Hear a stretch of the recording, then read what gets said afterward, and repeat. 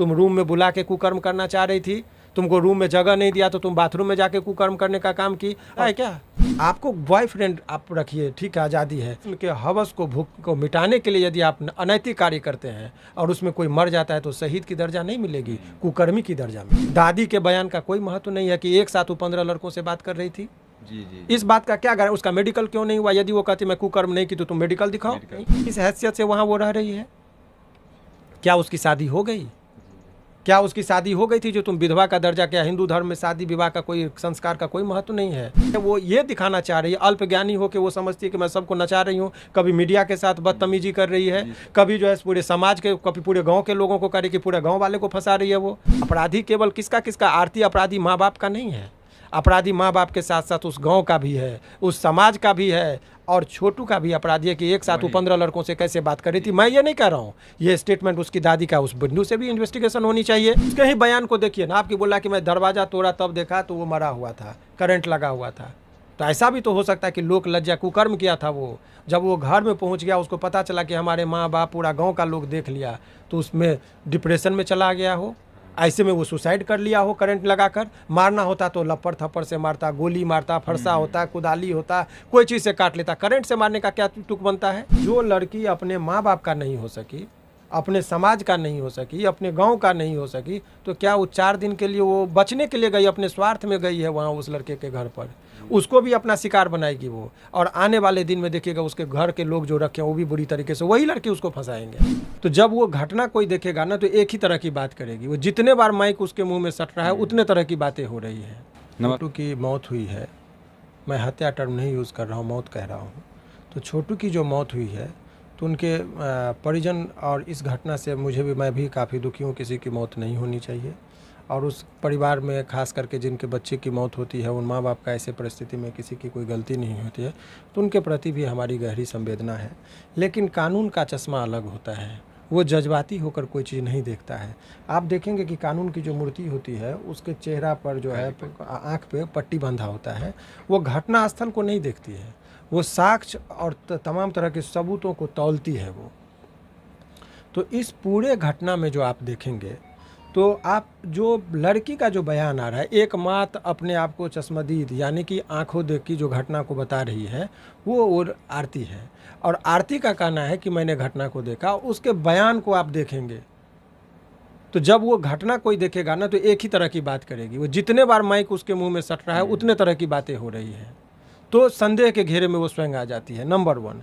Number 2, आपका जो प्रश्न है कि वो लोग निर्दोष कैसे, तो मैं आपको अनेकों उदाहरण दूंगा, जो हालांकि बहुत चीज़ मैं आपको नहीं बताऊंगा, इससे हमारा केस कमज़ोर होगा कोर्ट में जब बातें को रखी जाएगी।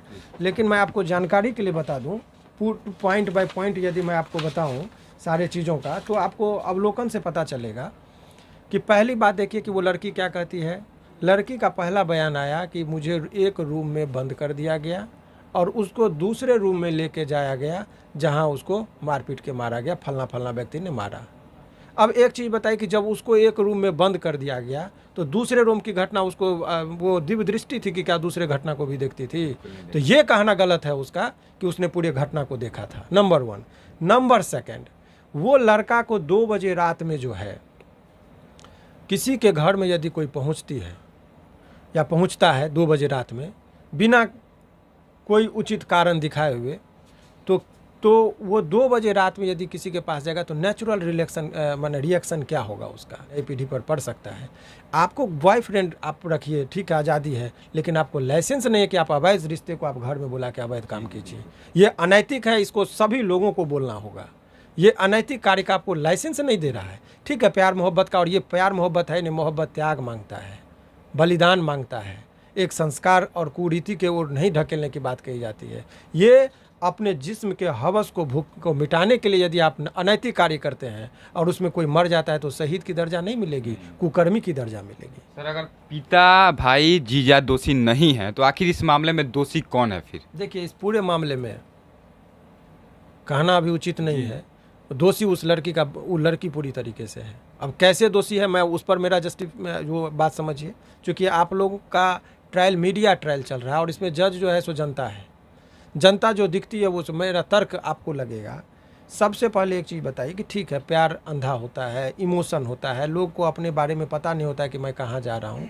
लेकिन एक चीज़ आप मुझे बताइए कि 2 बजे रात में लड़के को बुलाया गया, ये कह रही भाभी को बुलाई, लेकिन क्या भाभी का कॉल डिटेल है? क्या कोई रिकॉर्डिंग है? क्या भाभी के पास मोबाइल था? क्या इस पहलू का कोई महत्व नहीं है? दादी के बयान का कोई महत्व नहीं है कि एक साथ वो 15 लड़कों से बात कर रही थी? जी जी। इस बात का क्या गारंटी? उसका मेडिकल क्यों नहीं हुआ? यदि वो कहती मैं कुकर्म नहीं की तो तुम मेडिकल दिखाओ। हाँ। उस लड़की का खुद बोलती कि मैं मेडिकल जांच कराती हूँ। यदि दिख जाए कि मेडिकल में उसके साथ शारीरिक संबंध कोई स्थापित किया है कि नहीं, तो जब वो अभी पाक और साफ बनती है, अपने माँ बाप और पूरे कुल, पूरे समाज, पूरे बिहार और हिंदुस्तान का नाम वो खराब कर रही है। वो एक कहती है, वो ये दिखाना चाह रही है, अल्पज्ञानी हो के वो समझती है कि मैं सबको नचा रही हूँ। कभी मीडिया के साथ बदतमीजी कर रही है, कभी जो है पूरे समाज के, कभी पूरे गांव के लोगों को करे कि पूरे गांव वाले को फंसा रही है वो।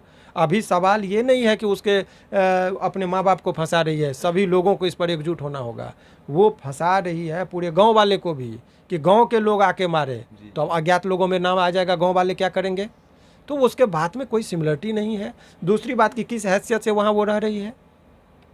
क्या उसकी शादी हो गई? क्या उसकी शादी हो गई थी जो तुम विधवा का दर्जा? क्या हिंदू धर्म में शादी विवाह का कोई संस्कार का कोई महत्व नहीं है? 7 फेरे का है जो हमारा हिंदू मैरिज एक्ट में सेक्शन 5 पढ़िएगा तो उसमें कुछ कंडीशन दिया गया है शादी का। क्या उससे वो ऊपर है? वो जो हमारा शास्त्र है उससे भी ऊपर चली गई।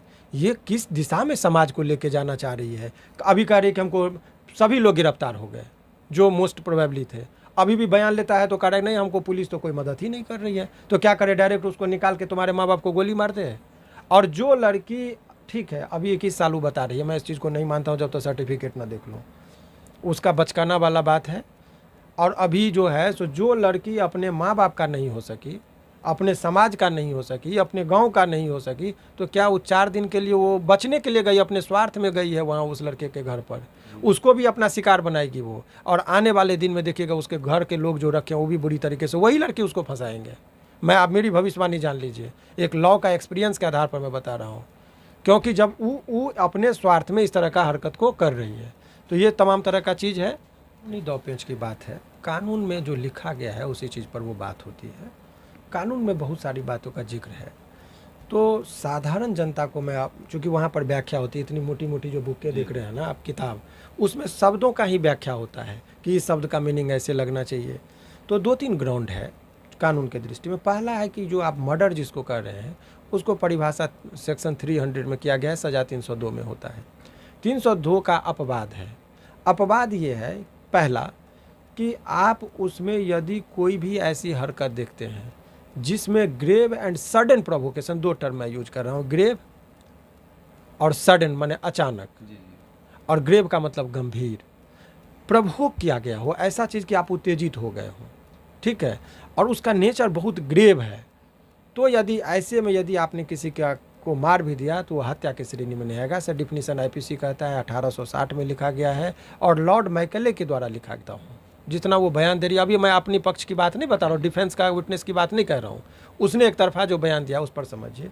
वो कहती है कि बाथरूम जो उसके आंगन से दूर है वहाँ पर आपत्तिजनक स्थिति में देखा गया, वहाँ पे पकड़ा गया।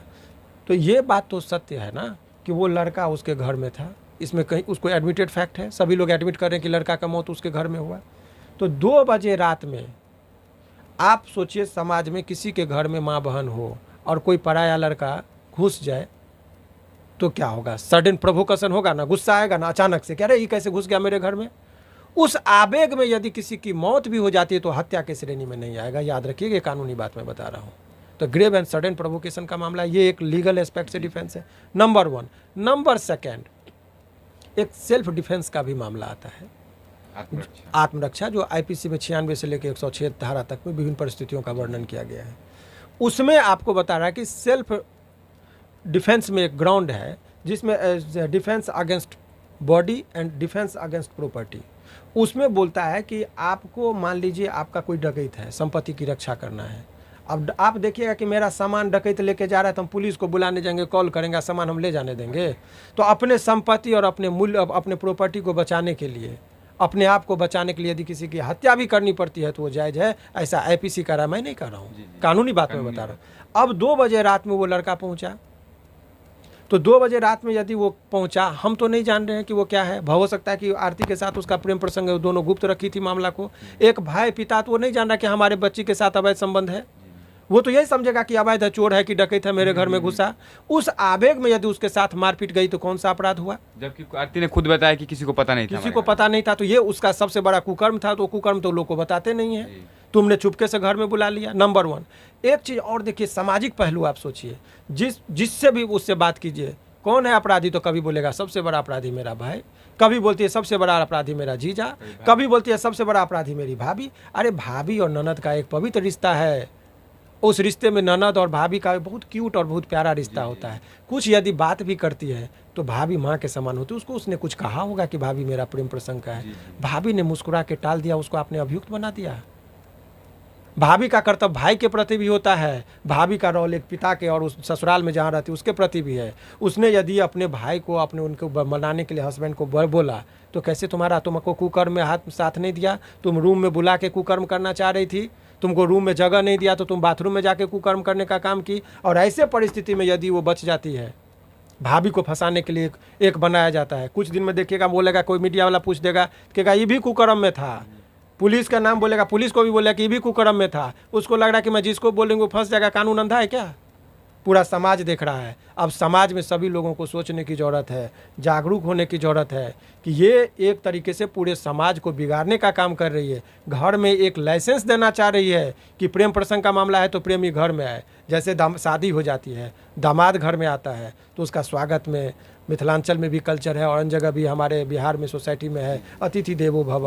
उसमें दामाद का स्वागत तो और तरीके से किया जाता है।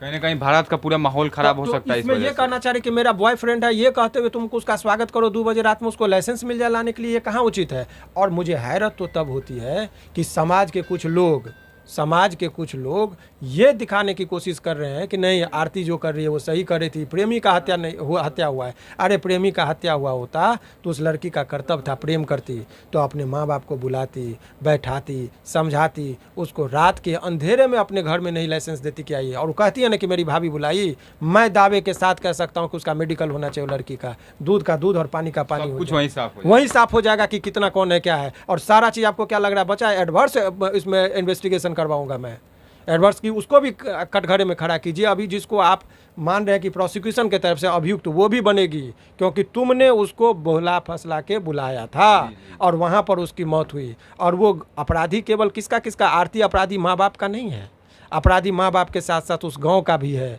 उस समाज का भी है, और छोटू का भी अपराधी है कि एक साथ वो 15 लड़कों से कैसे बात कर रही थी। मैं ये नहीं कह रहा हूँ, ये स्टेटमेंट उसकी दादी का, उस बिंदु से भी इन्वेस्टिगेशन होनी चाहिए। उसके बाद आप जानिएगा उस लड़के के माँ बाप के प्रति भी ये चीज़ है। एक तो चीज़ है, आपको लगता है कि यदि वो इतना डीप लव में थी तो बोलने की स्थिति में 15-20 दिन तक रहेगा वो? उसका फेशियल एक्सप्रेशन से नहीं लग रहा है कि आपको वो मीडिया को जिस तरीके से संबोधन कर रही है वो काफ़ी बोल्ड है। वो अपने आप को बचाने के लिए भी इस तरह का कभी कभी हमको भूत लग गया, उसका आत्मा आ गया, सब आत्मा परमात्मा तुम में आ रहा है। ये साइंस का कुछ जमाना है, यहाँ भूत पिचास पर लोग यकीन नहीं करता, सो रहता तो आत्मा आके कह देता कि हमको फलना मार दिया, उस पर जजमेंट दे देते और उसको सजा हो जाती। ये सब सारा चीज़ जितना भी हो रहा है ना, ये एक समाज को गुमराह करने की कोशिश की जाती है कि 2 बजे रात में यदि कोई लड़का किसी के घर में चला जाए और उसको लड़की बुलाए और कभी बोल देती है, उसके बात को कैसे सत्य मान ले? इधर इतने लोग बोल रहे हैं, गांव के लोग बोल रहे हैं, उसकी दादी बोल रही है, इतने बुजुर्ग लोगों का बात नहीं माना जाए। उसके माँ बाप जिसने पैदा किया, माँ बाप कहाँ उस बेटी के खिलाफ कभी विरोध में बोल रहा है? अभी बोला है कि बेटी आ जाओ। यदि माँ बाप का यदि इतने गलत होते ना और इतने यदि मारने का इरादा होता उसको, लड़के को मारने का, तो पहले बेटी को भी मार देते, उसको मालूम था। तो उसने क्या गुनाह किया? बेटी को कुछ नहीं हुआ। अरे मॉब लिंचन की जब वो घर पे गया उस रूम में तो अंदर से छिटकिली लगा हुआ था, जो छोटू के परिजन जब गए तो उसको तोड़ के निकाला। तो जब अंदर से छिटकिली लगा था तो बाहर से कैसे मार के कोई अंदर से लाश आके छिटकिली लगाया था क्या? उसके ही बयान को देखिए ना, आपकी बोला कि मैं दरवाज़ा तोड़ा तब देखा तो वो मरा हुआ था, करंट लगा हुआ था। तो ऐसा भी तो हो सकता है कि लोक लज्जा कुकर्म किया था वो। जब वो घर में पहुंच गया, उसको पता चला कि हमारे माँ बाप पूरा गांव का लोग देख लिया, तो उसमें डिप्रेशन में चला गया हो। ऐसे में वो सुसाइड कर लिया हो करंट लगाकर। मारना होता तो लपड़ थप्पड़ से मारता, गोली मारता, फरसा होता, कुदाली होता, कोई चीज़ से काट लेता। करंट से मारने का क्या तुक बनता है? तो ये बहुत दृष्टिकोण से ऐसे लोग को अपने अपने हिसाब से, और पुलिस का अनुसंधान वो फेयर करती है लेकिन जज्बाती होकर नहीं। न्याय का देखिए 3 बॉडी है इंडियन कॉन्स्टिट्यूशन का, न्यायपालिका, कार्यपालिका और विधायिका का काम है कानून बनाइए, एग्जीक्यूटिव का काम है कि implement the law, and judiciary का काम है कि to adjudicate and interpretation of the law. तो इसमें जो है न्याय, जुडिशरी का काम है अपने जो सबूत आएगा उसके आधार पर वो करेंगे। आरती को न्याय मिलना चाहिए, अरे आरती को क्या न्याय मिलना चाहिए? न्याय तो छोटू के परिजन को मिलना चाहिए। और वो न्याय क्या करेगी? अभी 2 दिन हुआ नहीं करे कि मैं शादी करूँगी, ये भी चर्चा आने लगा है। अभी 13वां हुआ नहीं है, तुम अपना बयान दे रही हो झूठ मूठ के। आरती के आप बताइए इस चीज़ पर यकीन आज के दौर में किया जाएगा कि उसके देह में आत्मा आ रहा है छोटू का? तुम तो उसके भी आत्मा को भी ऊपर से भी तुम ला के नीचे में बदनाम करी। यदि तुम प्यार करती तो नौटंकी नहीं करती। मैं इस चीज़ को सिरे से खारिज करता हूँ कि कोई यदि ये कहता है कि मुझे आत्मा आके ये लड़ा देह में लग रहा है। कानूनी एस्पेक्ट की तौर पर आप जब जाएंगे, बहुत सारा एस्पेक्ट है जिसको मैं एक एक पत्ते दर पत्ते खोलूँगा तो उनके जो वकील होंगे उनको डिफेंस मिल जाएगा। ये चीज़ मैं नहीं खोल सकता हूँ, जिस पर मैं अपना काम करूँगा। ठीक है, उनके परिजन हमसे संपर्क में हैं कुछ लोग। ठीक है, अभी लोअर कोर्ट में मामला चलेगा, बेल के लिए अभी पहले आवेदन होगा। चूँकि 302 का मामला में अधिकतर लोगों को लोअर कोर्ट से न्याय माने बेल नहीं मिलता है, तो यहाँ हाई कोर्ट तक आते आते बेल मिलेगा। इसीलिए बहुत सारे चीज़ का नहीं है। वो लाख चीख ले, लाख चिल्ला ले, लेकिन समाज जो है ना गुमराह नहीं होता है।